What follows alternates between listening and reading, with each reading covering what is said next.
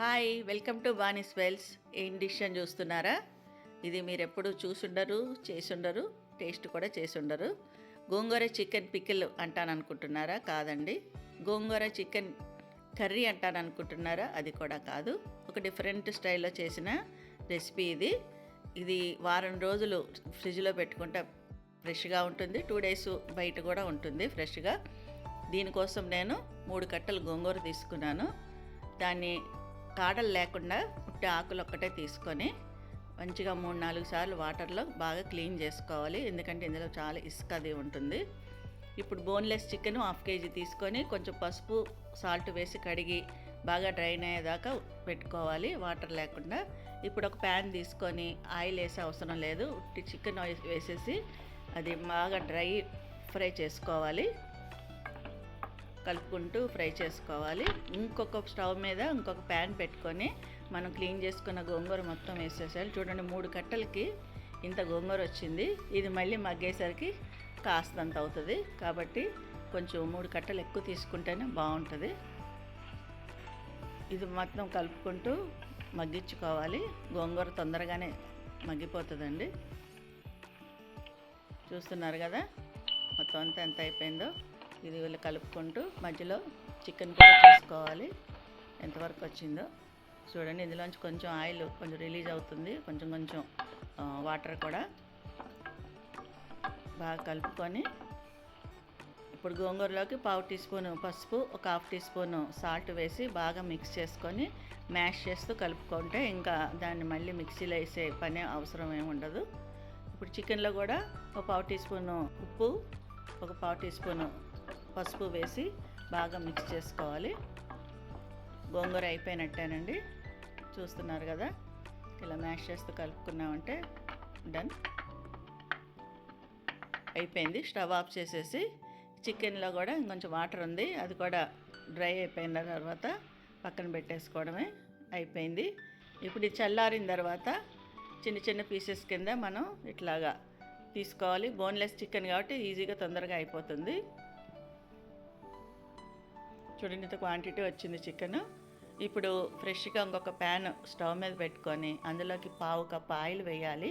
ఇంకా 2-3 tablespoons oil పడుతుందండి. తర్వాత ఇప్పుడు 2 ఇలాచీ, 2 లవంగాలు, కొంచెం దాల్చిన చెక్క, 2-3 పచ్చిమిర్చి చీలికలు, ఒక పెద్ద ఉల్లిపాయ సన్నగా తరిగిన పొడుగ్గా తరిగిన ఉల్లిపాయ ముక్కలు వేసేసి మంచి బ్రౌన్ కలర్ వచ్చే వరకు ఫ్రై చేసుకోవాలి.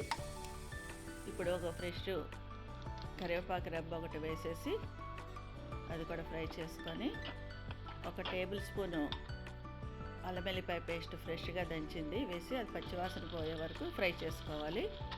ఇప్పుడు మనం చికెన్ పీసెస్గా చేసుకున్నది వేసేసి బాగా కలుపుకుంటూ మీడియం లో ఫ్లేమ్లో మార్చుకుంటూ ఒక 10 minutes ఫ్రై చేసుకోవాలి.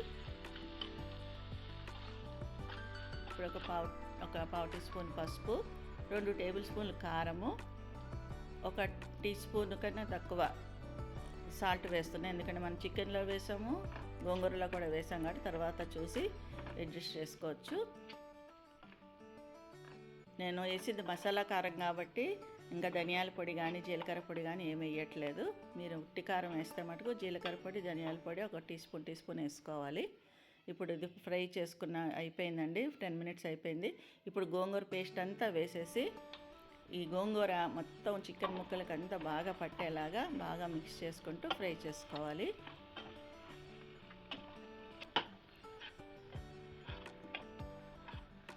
ఈ కర్రీ అండి మంచిగా ఫ్రిడ్జ్లో ఒక 1 week 10 days వరకు ఉంటుంది.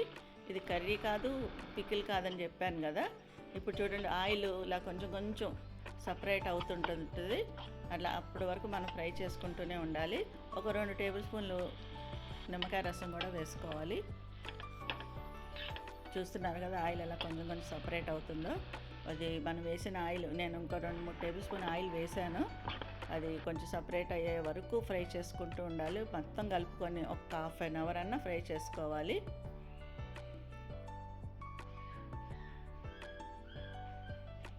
ఇది బయట పెట్టినా కూడా 2 days ఫ్రెష్గా ఉంటుంది. ఇది అప్పటికప్పుడు మనం ఫ్రిడ్జ్లోంచి తీసుకొని వేడి చేసుకొని కూడా తినచ్చు. మనం ఎప్పుడన్నా ఫ్యామిలీని వదిలి అవుట్ ఆఫ్ స్టేషన్ వెళ్ళాల్సి వస్తాయి లేడీస్ ఎవరన్నా, అప్పుడు ఇది చేసి ఫ్రిడ్జ్లో పెట్టేశారంటే బయట నుంచి తెచ్చుకోకుండా ఇంట్లో రైస్ ఒక్కటి చేసుకొని ఇది వేసుకొని తినేయచ్చు ఇంట్లో ఉన్నవాళ్ళు. అంత బాగుంటుంది. ఇప్పుడు ఇది మొత్తం అంతా అడ్జస్ట్ చేసి పెట్టేసి మూత పెట్టేసి 10 మినిట్స్ లో ఫ్లేమ్లో పెట్టేస్తే ఇంకెక్కడన్నా కొంత తడి ఉంటే పోతుంది. ఇప్పుడు మూత తీసి ఒక హై ఫ్లేమ్లో పెట్టి ఒక 2 మినిట్స్ ఫ్రై చేసేసి వదిలేయాలి. పూర్తిగా చల్లారిన తర్వాత అప్పుడు మనం ఒక బాక్స్లో కానీ పెట్టుకొని ఫ్రిడ్జ్లోనే పెట్టుకోవచ్చు, బయటనే పెట్టుకోవచ్చు. కోర్స్ మా ఇంట్లో అయితే ఇది చాలా చాలా బాగుందని చెప్పి 2 డేస్లో చేసేసారండి. చాలా చాలా బాగుంటుంది టేస్ట్. తప్పకుండా లైక్ చేయండి, సబ్స్క్రైబ్ చేసుకోండి.